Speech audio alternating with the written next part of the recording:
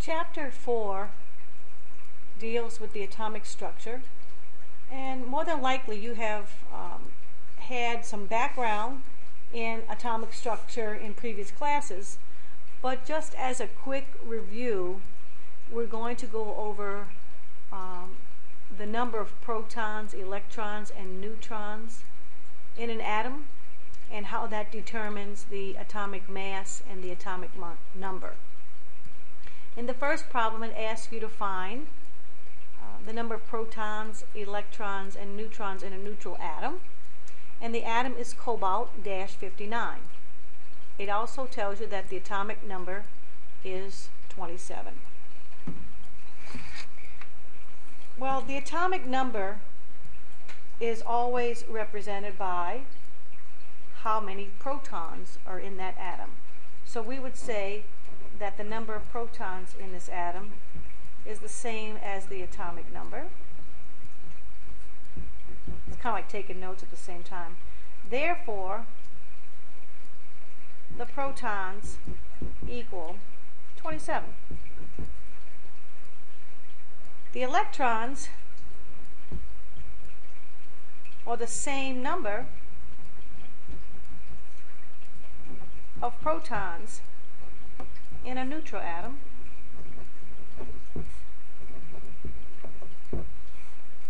Therefore, electrons also equal 27. And then for neutrons, it would be the mass number minus the number of protons. So therefore, that equals 32. Problem number 2 is the opposite, pretty much, of problem number 1. It's asking you to find the atomic number and the mass number of an atom that contains 16 protons, 16 electrons, and 17 neutrons. So we learned that the number of protons indicate the atomic number. So the atomic number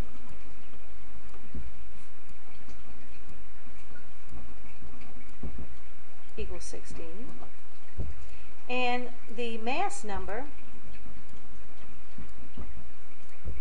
equals protons plus neutrons.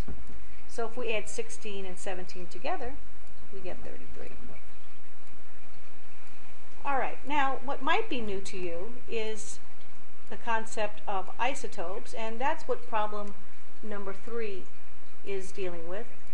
It says that we have an imaginary element and we want to find the average atomic mass of that element. That element has 2 isotopes. One is 115.978 AMUs, and there's 10% of that, 10.2. No, 10.2%, sorry.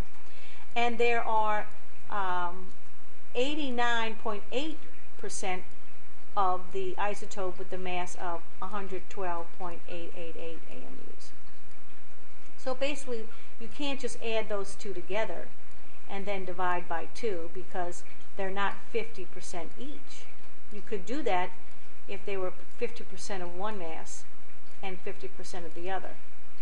But because we need to take into account their percent abundance, those numbers being 10.2% and 89.8%, we actually have to make sure that we take that into account.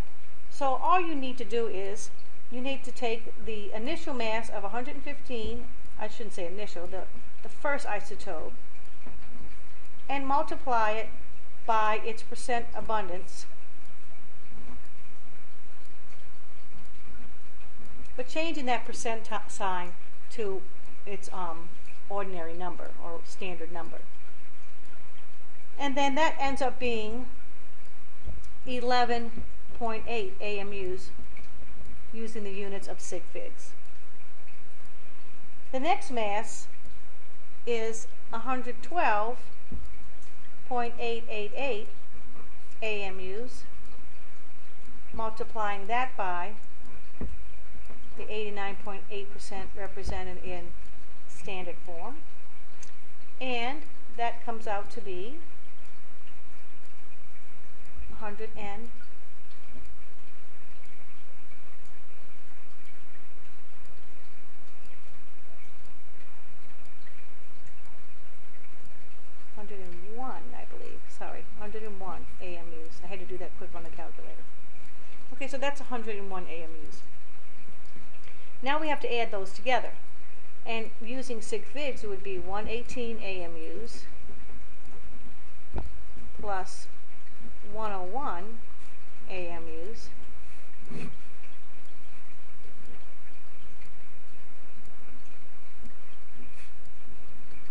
and because we're adding, we can only go this far because this doesn't have a tens place. So our answer is 113 AMUs.